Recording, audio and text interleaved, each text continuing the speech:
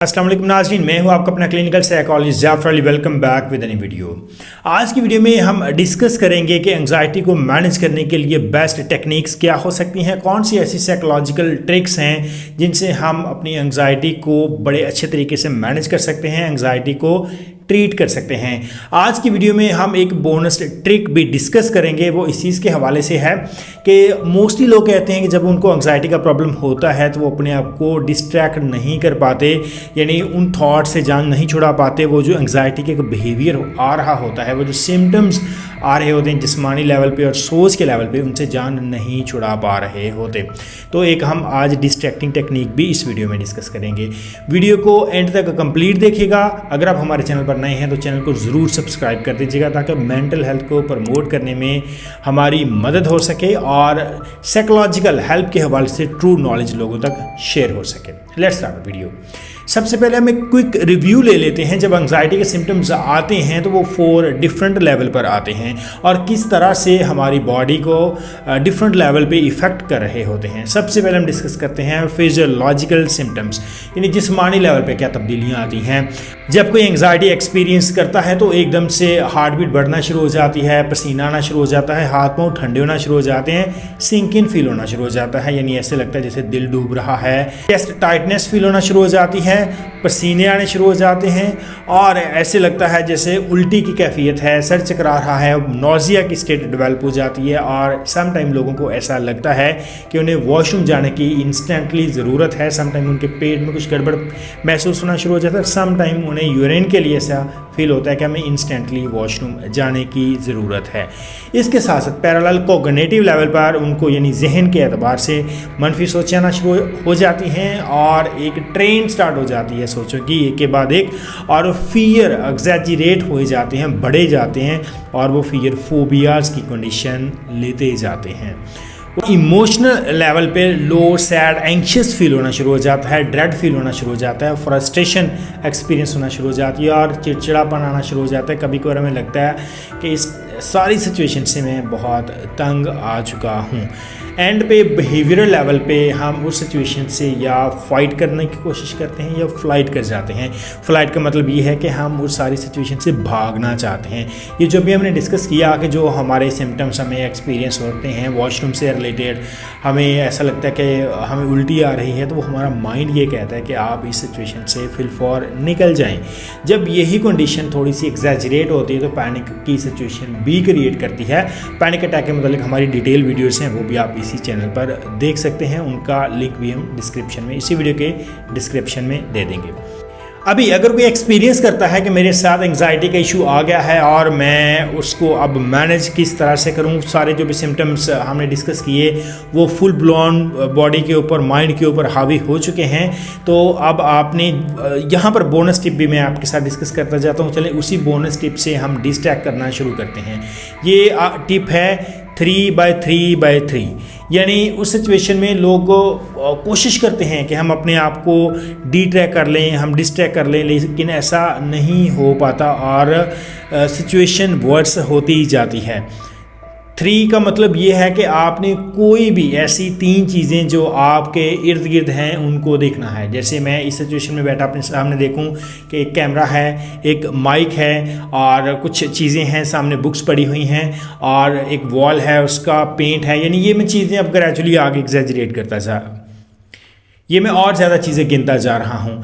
3 आवाज़ें आपने सुननी हैं इस सिचुएशन में बैठे हुए जो आप सुन सकते हैं, यानी जिस भी कंडीशन में आप होंगे उस वक्त एंग्जाइटी की सिचुएशन में होंगे, 3 आवाज़ें आपने सुननी हैं और साथ में आपने 3 बॉडी मूव करनी है, यानी आप अपनी बॉडी को इस तरह से मूव कर लें, आप बॉडी को आप इस तरह मूव कर लें, डायरेक्शन चेंज कर लें।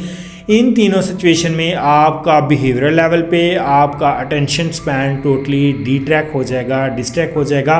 वो जो एंग्जाइटी का तसलसल आपसे टूट नहीं रहा था, वो तसलसल तोड़ने में आपको आसानी हो जाएगी। एंक्शियस सिम्टम जैसे ही आप एक्सपीरियंस करते हैं तो आप डीप ब्रीथ करना शुरू कर दें, रिलैक्सेशन की एक जो एक्सरसाइज है वो करना शुरू कर दें।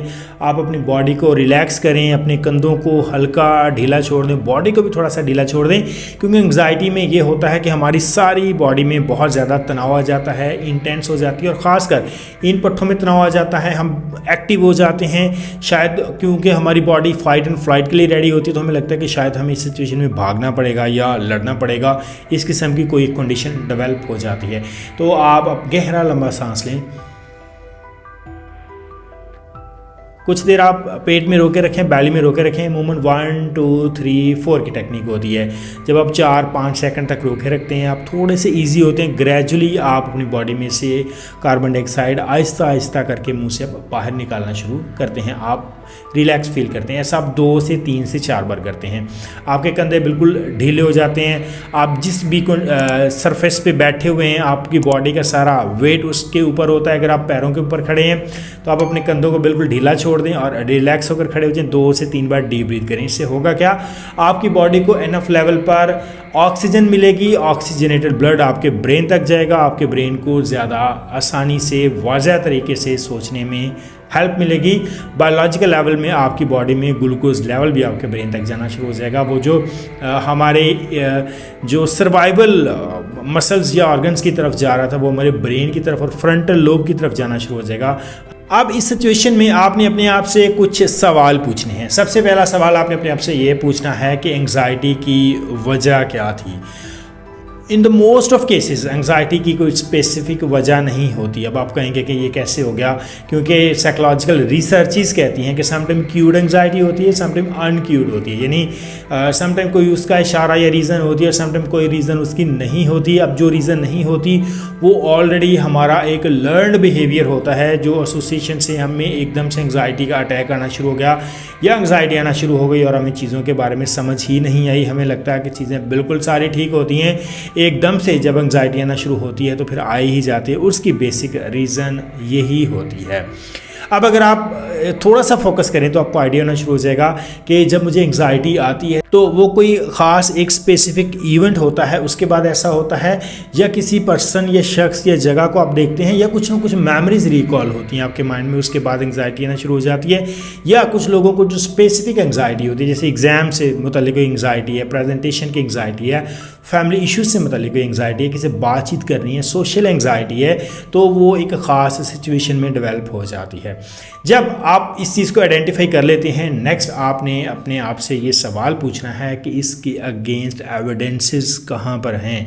यानी क्या एविडेंसेस हैं कि मुझे इससे इतना ज़्यादा एंक्शियस होना चाहिए, मुझे परेशान होना चाहिए, और जितना बुरा मेरा माइंड सोच रहा है सच में कोई इतना बुरा हो जाएगा।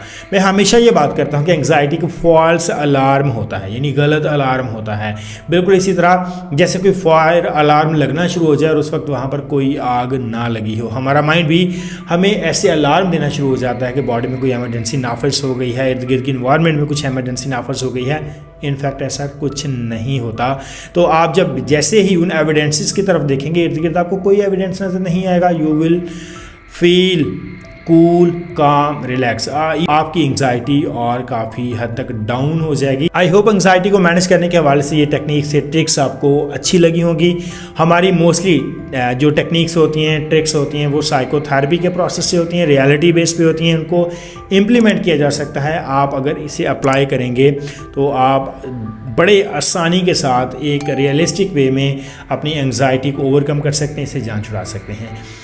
अगेन रिक्वेस्ट है, हमारे चैनल को ज़रूर सब्सक्राइब कीजिएगा ताकि ये जो एक हेल्थ का मैसेज है ये मैक्सिमम लोगों तक पहुंच सके।